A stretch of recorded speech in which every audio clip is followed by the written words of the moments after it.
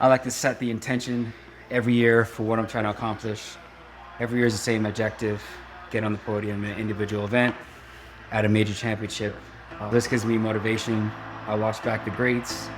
This race in particular, London 2012, Bolts. In 2012, that's really like established himself, doubling up as a legend. The first step was to get into the finals, where I'm actually like watching back.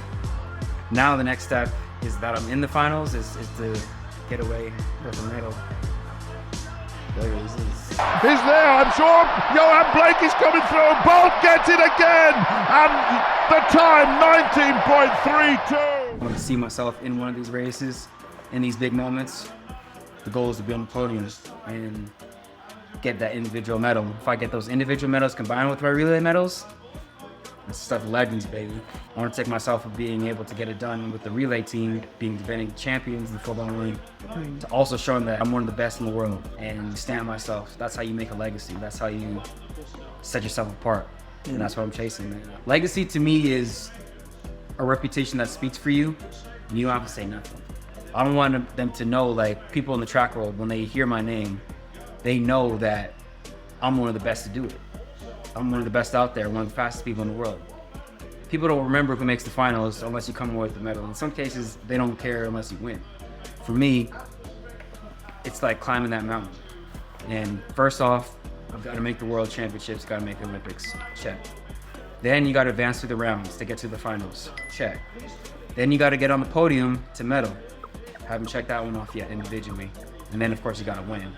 I've checked a lot of boxes, and now in terms of like cementing my legacy, that's what it is. I think it's reasonable to think I could be in the mix for the medals. I saw what people ran, and I saw who my competition is, and I know I can be in the mix with those people. I've always been that methodical, climb the mountain type person, take it step by step person. The challenge is to get there, and what am I gonna do when I'm there?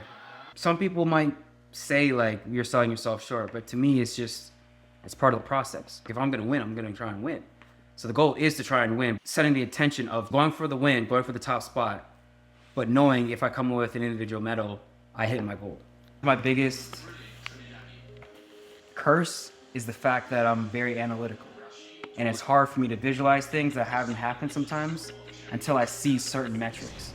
And so at least seeing myself amongst the fastest people in the world at the Olympic Games, the highest pinnacle of the sport, that gives me all the confidence I need. Seeing that, like seeing my name, seeing me represent up there, it's like, okay, I know I can get there. Now how much higher can you climb? You know you can get there, you can rub shoulders with the best in the world, but now how do you get it done? The people out here, they're PRing in the finals. I need to get to that level where I'm raising my game, not just staying consistent and staying at a high level of being a good performer, but raising the bars and being a great performer at the biggest moment when it matters the most. That's my challenge. I gotta do the small things that build up. I'm working towards that goal of 2023, and I watch stuff like this to keep my mind on the bigger picture. So taking care of the small stuff right here, day-to-day stuff, with having the big goal in the future still in my mind, and that's working back from Paris. So how do I get ready for Paris? I get ready for Budapest in the summer this year. How do I get ready for Budapest in the summer this year? Day-to-day stuff, training, day by day, week by week, cycle by cycle, making sure I'm knocking out all the stuff I have to do in training, being mindful of why I'm doing this, not just going out there and going through the motions, training just to train. I have a goal in mind, I have a vision that I'm working towards. And all this, everything that I've done, everything I'm doing now, builds the picture, puts the pieces of the puzzle together. And that's ultimately how I build that vision of me being on the podium. I'm deconstructing how I can get there by looking at how much I've done in the past, why I haven't done it there, how big the gap is, and then how I build the pieces to cross that bridge. History shows us it takes an all-time great to win this title. Which one of these 8 men will rise to join them in Tokyo 2020? This is the men's 200-meter Olympic final. That's where all the drama is, all the glory is, where your dreams come true or your dreams get shattered. Yeah, at the end of the day, you want to at least be there in the mix, having a chance to go for glory. And so The thing about the Olympics and why it's so prestigious is because it only happens every 4 years. There's exclusivity. I've been to 3, trying to go for a 4th, and this has got to be the one. I gotta make it come true. Training for it starts today. Towards the inside, but it's Bednarek at the moment. Now de Grasse trying to come through on the inside. 5 North Americans. Look at Lyles. What's crazy is I already know what happens, but I'm still watching it as if I don't. Yes, he is. Absolutely phenomenal.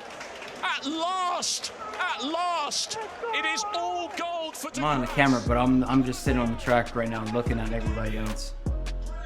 Like you just soak in that moment. It's like, damn, it's over.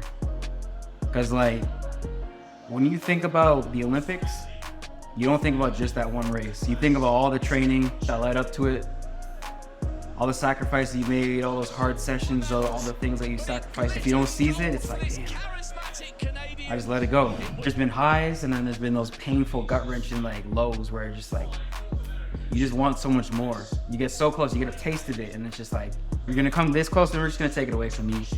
That's everything. Yeah. That's everything. That's life. You're not always gonna get what you intended to get, what you set out to do.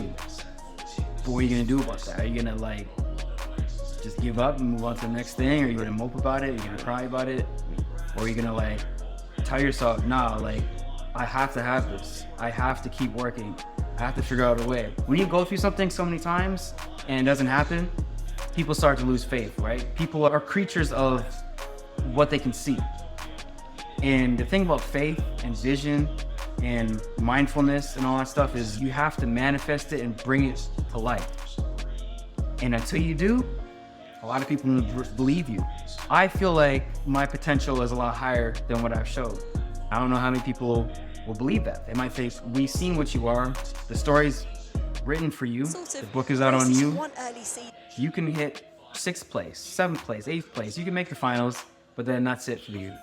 But for me, I'm like, no, I have more than that. I can go higher. And they might say, no, such and such athlete's in your way. You can't do that. The thing about being mindful and setting your intentions is that you have to think beyond that. You know, you have to believe what's in your heart. You have to know what's in your mind and not let anything else influence that.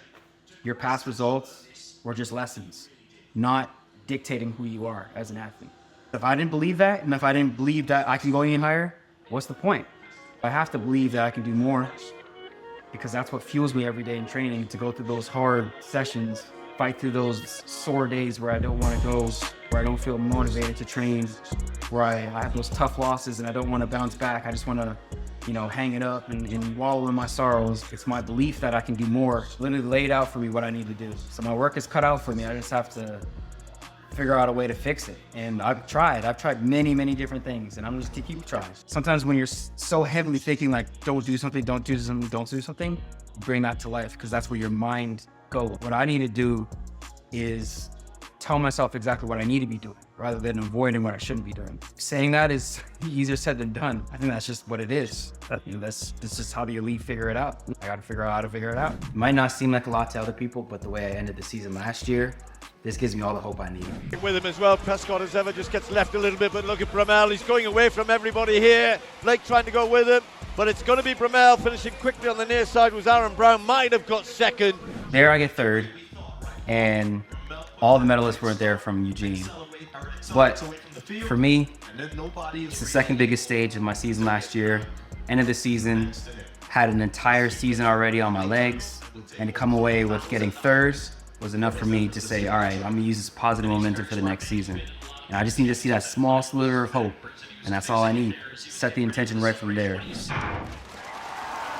Pretty good start. Bednarek got out hard and fast as well, but look at Lyles around the top bend, chasing him down. Knighton trying to go with him, and then in. So this one was a legit test of what I can do when I line up with the best in the world.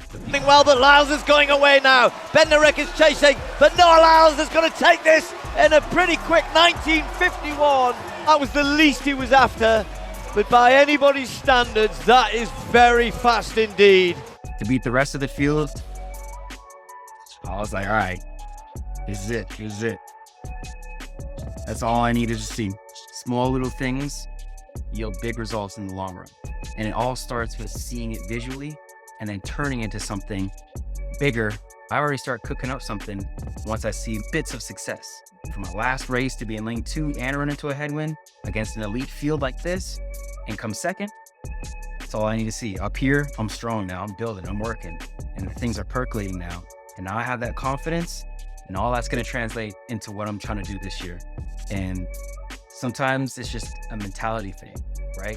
That's something that's always been a struggle for me, where I look at the field and I look where I'm at, I'm like, hey, maybe that's too big of a jump, maybe I can't get there, and I kind of limit myself. But when I see small things like this, now I can conceptually see it. I can see a pathway to get to where I want to go.